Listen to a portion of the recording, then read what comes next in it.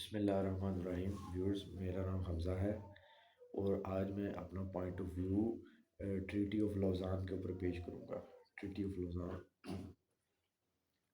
Viewers, तुर्की की जो हिस्टोरिकल सीरीज़ हैं उनका तेज़ी से आगाज़ दोबारा से जारी हो चुका है और वो पिछले 5-6 साल से तुर्की जो है वो अपनी हिस्टोरिकल सीरीज़ को जो है वो लॉन्च करते चले जा रहे हैं। अभी रिसेंटली तुर्की ने कुर्लुस ओस्मान सीरीज़ जो है उसका पहला ट्रेलर रिलीज़ किया है और सुल्तान अल परसलान की जो पहली एपिसोड है उसको भी रिलीज़ किया है। तो जब कुर्लुस ओस्मान सीरीज़ का पहला ट्रेलर आया और जब सुल्तान अल परसलान की एपिसोड आई तो मेरे माइंड में एक चीज़ आई कि मेरे माइंड में तुर्की आया क्योंकि तुर्की ने ये रिलीज़ किया। जब तुर्की मेरे माइंड में आया तो सेकंड जो चीज़ मेरे माइंड में आई नेक्स्ट, वो मेरे माइंड में आया ट्रीटी ऑफ लौज़ान। अब ट्रीटी ऑफ लौज़ान जो है इसको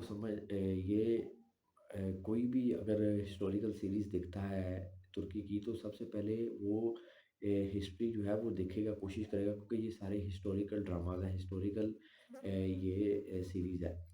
तो डेडली शत्रुल भी देखी, उससे भी यही अंदाज़ा लगाया कि उससे भी सबसे पहले पब्लिक ने डेडली शत्रुल देखने के साथ हिस्ट्री ऑफ तुर्की को सर्च किया।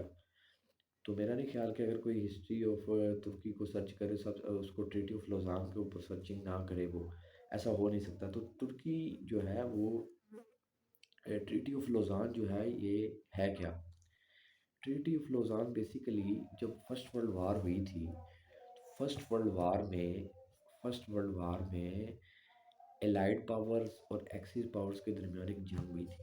एलाइड पावर्स में यूएस था, ग्रेट ब्रिटेन था, फ्रांस था, इटली था, जापान था, एक्सेट्रा, ये एक साइड पे थी। और एक्सिस पावर में Germany, Ottoman Empire, Austria, Germany, Ottoman Empire, Hungary, Austria, ये एक साइड पे थी। तो ये इनके दरमियान जंग हुई, यानी कि एलाइड पावर्स और एक्सिस पावर के दरमियान एक जंग हुई। ठीक है। अब वो जंग जो है वो एलाइड पावर्स जीत गई। ठीक है, एलाइड पावर्स वो जंग जीत गई। अब एलाइड पावर्स ने वो जंग जीती। ठीक है। जब एलाइड पावर्स ने वो जंग जीती तो एलाइड पावर्स ने कुछ रिस्ट्रिक्शंस लगाई ओटोमन एम्पायर पे, क्योंकि वो सबसे बड़ी एम्पायर थी तब। कुछ कंडीशंस लगाई।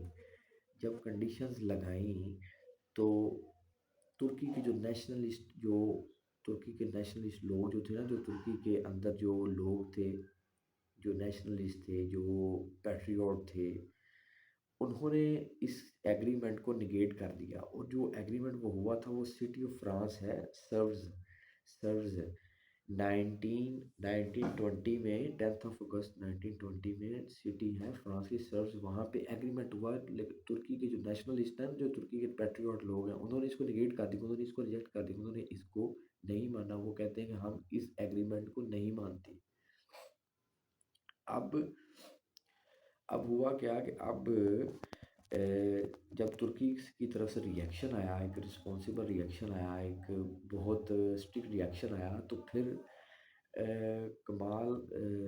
उस वक्त तुर्की को हैंड ओवर किया गया, तुर्की को लिफ्ट अप किया मुस्तफ़ा कमाल पाशा अतातुर्क ने।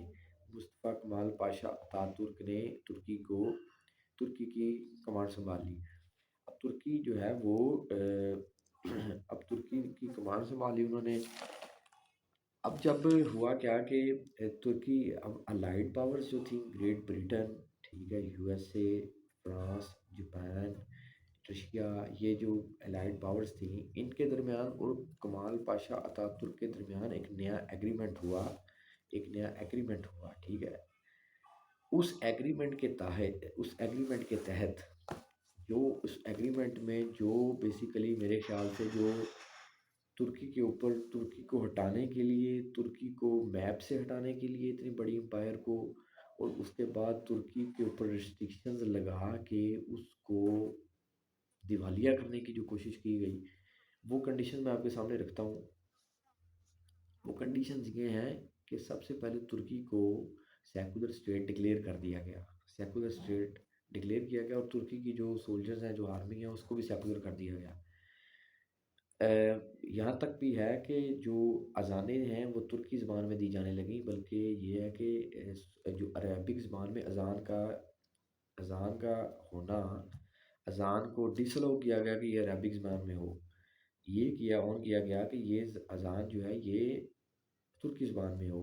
और कुरान पाक भी घरों में रखने पर पाबंदी लगा दी गई, यानी कि जो इस्लाम का गढ़ था इस्तांबुल कुस्तुनतिनिया तुर्की, उसको बिल्कुल इस्लाम के अगेंस्ट, उसको अपोजिट चूज़ किया जाने लगा।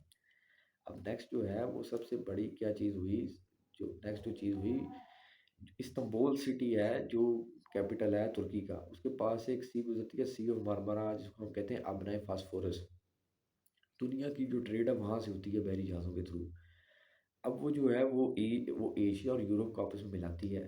अब तुर्की वहाँ से टैक्स लेता था। अब तुर्की के ऊपर ये पाबंदी लगाई गई कि तुर्की के ऊपर रिस्ट्रिक्शन लगाई गई, तुर्की यहाँ से can't can't take taxes out of it, तुर्की यहाँ से टैक्स नहीं ले सकता। ठीक है? तो तुर्की को इकोनॉमिकली भी उसको दिवालिया करने की कोशिश की गई। ठीक है? अब नेक्स्ट जो है उसको तुर्की के ऊपर ये पाबंदी लगाई गई कि Turkey can't drill petrols from, तुर्की पेट्रोल भी नहीं ले सकता किसी से, ना ले सकता है ना दे सकता है। ठीक है? इस यानी कि ये जो चीज़ें हैं ना, ये जो बड़ी-बड़ी चीज़ें हैं जो तुर्की की इकोनॉमी को ऊपर लेके जा सकती थी, उन तुर्की को पूरी इकोनॉमी को उसको इन्होंने कोई कसर नहीं छोड़ी कि तुर्की की इकोनॉमी को डिस्ट्रॉय करने के लिए इन्होंने कोई कसर नहीं छोड़ी कि तुर्की की इकोनॉमी को भी जो है ना वो इन्होंने डाउन किया। और उसके बाद डाउन किया और उसके बाद तुर्की को सेकुलर स्टेट डिक्लेयर कर दिया। बल्कि पूरा वेस्ट कल्चर जो था उसके उसको ओपन कर दिया गया और जो इस्लामिक कल्चर था उसके ऊपर पूरी वायलेशन और रिस्ट्रिक्शंस लगाई गई। यानी कि तुर्की को इस्लामिक पॉइंट ऑफ व्यू से भी और इकोनॉमिक पॉइंट ऑफ व्यू से भी पूरी तरह डिस्ट्रैक्ट करने की कोशिश की गई। अच्छा, अब 1923 है और तुर्की हिस्टोरिकल सीरीज़ का ताबड़तोड़ हमले किए जा रहा है। अब तुर्की का मेन मकसद मेरे ख्याल से तो यही है कि क्योंकि 2023 में ट्रीटी ऑफ लौज़ान कंप्लीट होने जा रहा है, सेंचुरी एग्रीमेंट जो है, तो क्या Turkish president Turkish president Tayyip Erdogan जो हैं, वो इस कंडीशंस को, इनकी ट्रीटी ऑफ लौज़ान की जो कंडीशंस हैं, उनको फुलफ़िल करने में कामयाब होंगे, जिसके मुताबिक बहुत सारी एशिया, यूरोप, अफ्रीका, ये सारी दुनिया तुर्की के अंडर आती है। बहुत सारे इलाके इनके अंडर आते हैं। वर्ल्ड मैप चेंज करने में कामयाब होंगे। क्या ये सारी कंडीशंस पर फॉलो अप करेंगे? आप सब व्यूअर्स ने इस वीडियो के कमेंट्स भी करने हैं, लाइक भी करना है और सब्सक्राइब भी करना है। मैं आपके रिस्पॉन्स का वेट करूँगा। Thank you very much. शुक्रिया।